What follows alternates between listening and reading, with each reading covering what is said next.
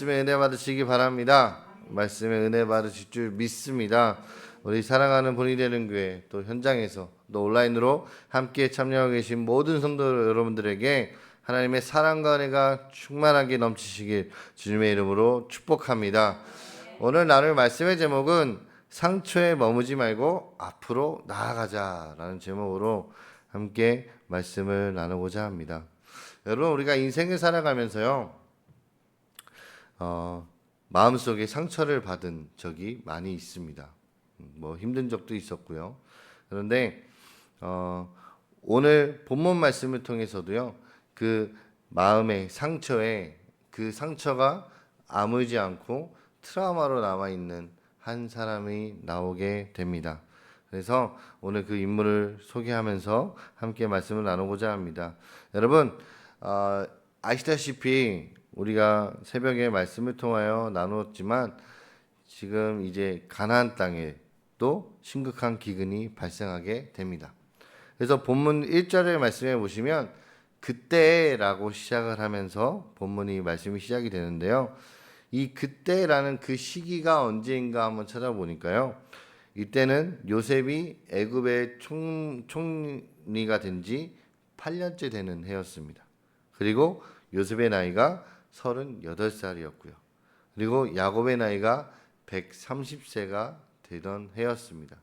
그래서 이때 풍년이 끝나고 흉년이 기승을 부르게 됩니다. 그런데 야곱은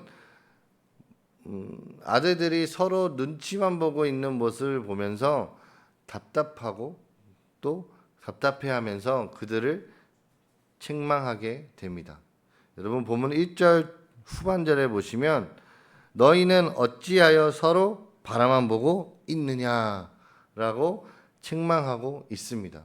즉 집안에 닥친 이 큰 문제를 해결하기 위해서 서로가 정말 의견을 내면서 서로가 자기가 가겠다고 하면서 함께 의견을 모아야 되는 이 상황 가운데 서로가 직접적인 행동을 취하고 있지 않는 이 아들들을 향하여서 야곱이 비난하면서 한 말입니다. 당시 상태가 매우 심각했음에도 불구하고 야곱의 아들들은 아무런 대책도 세우지 못했던 것 같습니다. 더욱이 그들은 애굽에 곡식이 있다라는 말을 들었음에도 불구하고 곡식을 구하기 위해서 애굽으로 내려갈 생각은 하지 않고 그냥 서로 눈치만 보면서 이렇게 얼굴들만 서로 쳐다보고 있었습니다. 그러니 이 아버지가 얼마나 답답했겠습니까? 10명의 아들들이 서로 눈치를 보고 있으니. 근데 한편 야곱의 아들들이 아버지가 책망할 때까지도 서로 눈치만 보고 있었던 그 이유, 그 원인은 성경에 나와 있지는 않습니다. 하지만 이 11명, 그러니까 10명의 아들들의 이 불성실한 태도는 숱한 어려움 속에서도 하나님의 말씀을 따라 성실히 일하는 이 요셉의 삶과 극명하게 대조가 됩니다. 그래서 잠언 18장 9절 말씀에 이런 말씀이 있습니다. 자기의 일을 게을리하는 자는 패가하는 자의 형제니라 라는 말이 있습니다. 그리고 야곱은 그들에게 애굽으로 내려가 양식을 사오라라고 명령합니다. 본문 2절 상반절 말씀인데요. 중반절 말씀인데요. 너희는 그리로 가서 거기서 우리를 위하여 사오라라고 야곱이 말합니다. 야곱은 가족을 이끌고 애굽으로 자기가 직접 내려가지 않고요. 아들들만 보내서 곡식을 사오도록 지시하였던 것입니다. 이 야곱의 조부 아브라함이나 아버지 이삭은 흉년이 들었을 때요. 온 가족을 이끌고 직접 이방 땅으로 이주하였습니다. 그런데 야곱은 애굽에 양식이 있다는 소식을 듣고 또 아들들로만 구성해서 보냈습니다. 그 이유가 역시 본문에는 나와 있지 않습니다. 하지만 후일 이 야곱이 바로왕 앞에 섰을 때 자신이 험악한 세월을 보내었다고 고백한 점과 과거 그가 이방 땅에서 겪었던 그 고생과 130세라는 고령을 생각해 볼 때 그는 이방 땅으로의 이주 자체를 두려워했음을 우리가 알 수 있습니다.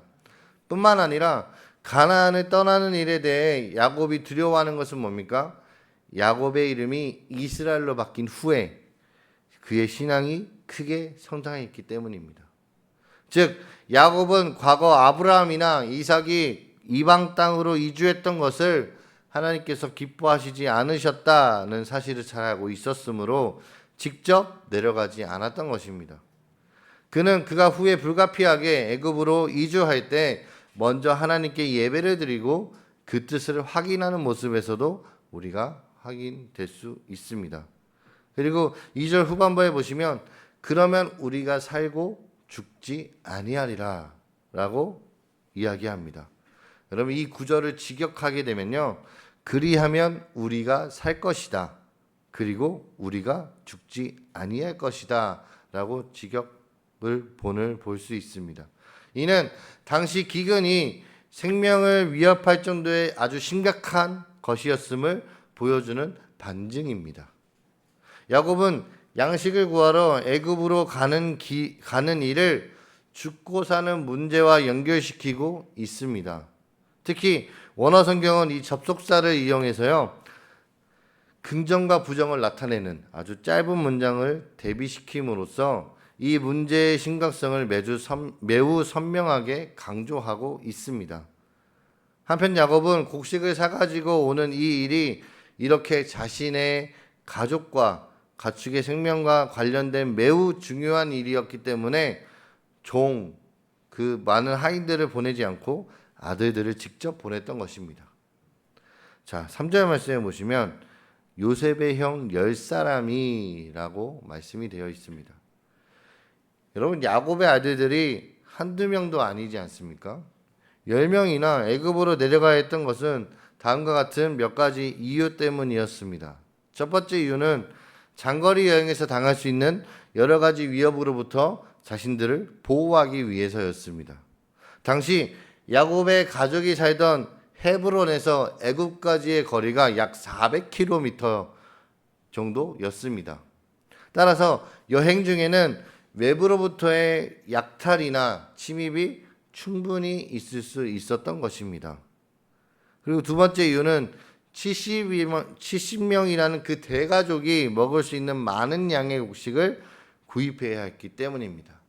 여러분 종 한 5명, 6명만 보내면 되겠지라는 생각이 아니에요. 그 70명을 먹일 수 있는 그 양을 곡식을 사왔어야 했기 때문에 6명 택도 없습니다. 10명 이상이 가야 그것도 가져올 수 있을 것입니다.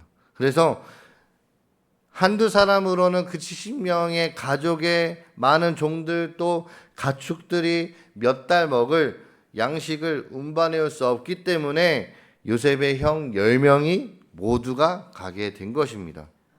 세 번째 이유는 당시 기근이 가나안이나 애굽에만 있었던 것이 아니라 주변 나라에 모두에 퍼져 있었기 때문입니다. 애굽에서는요 1인당 곡물 구매량을 제한을 두었을 것입니다. 따라서 10명의 형제들이 모두 내려가야 곡식을 조금이라도 더 구입할 수 있었던 것입니다. 한편 여러분 우리가 한 가지 궁금한 것이 있는데요. 본문을 보시면 야곱의 아들 10사람이라고 하지 않고요, 요셉의 형 10사람이라고 표현했습니다. 여러분 이것은 왜 이렇게 표현을 했을까요? 이렇게 요셉의 형 10사람이라고 표현한 것은요, 앞으로 이들이 애굽으로 내려가는 일이 요셉과 관련된 것임을 암시하기 위한 성경 기자의 의도적인 표현이 아닐까 생각합니다. 그리고 바로 말씀이 이어서 내려갔으나라고 합니다. 내려갔으나. 여러분 내려가다라는 뜻은 보통 높은 곳에서 낮은 곳으로 갈 때 쓰이는 말입니다. 그리고 반대말은 올라가다라고 쓰입니다. 그런데 애굽 지역이 가나안 지역보다 높이상 낮은 곳에 있었으므로 팔레스틴에서 애굽으로 갈 때는 항상 내려가다라는 표현을 썼지만, 반대로 애굽에서 팔레스틴으로 올라올 때는 애굽에서 팔레스틴으로 올 때는 주로 올라가다라는 표현을 사용했습니다. 여러분 여기서 팔레스틴은 어디 지역이냐 하면 지금으로 얘기하면 이스라엘, 요르단, 레바논, 시리아 그 일부를 포함하는 지역을 가리키고요. 또 팔레스타인 자치구역으로도 불리기도 합니다. 이는 원어 성경에 쓰인 문자와 어구 하나하나가 매우 정확하다라는 사실을 보여주고 있습니다.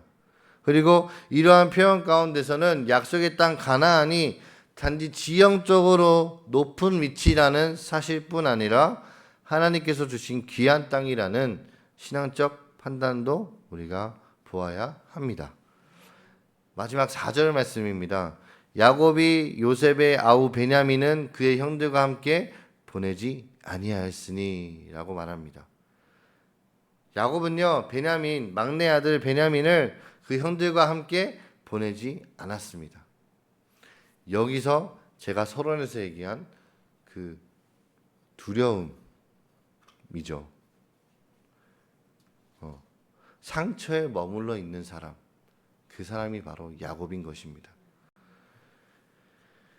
야곱이 베냐민을 그 형들과 함께 보내지 않았어요. 그 이유가 무엇입니까? 베냐민이 늙어서 얻은 아들인데다가 사랑하는 아내 라헬이 그를 출산하다가 죽었습니다. 그래서 다른 아들들보다 그를 특별히 더 사랑하고 있었기 때문입니다. 또한 야곱은 400km가 되는 멀고도 험한 그 사막 여행길을 장성한 요셉 형들과는 달리 어린 소년 베냐민이 감당하기가 쉽지 않았을 것이다 라고 생각하기도 했을 것입니다.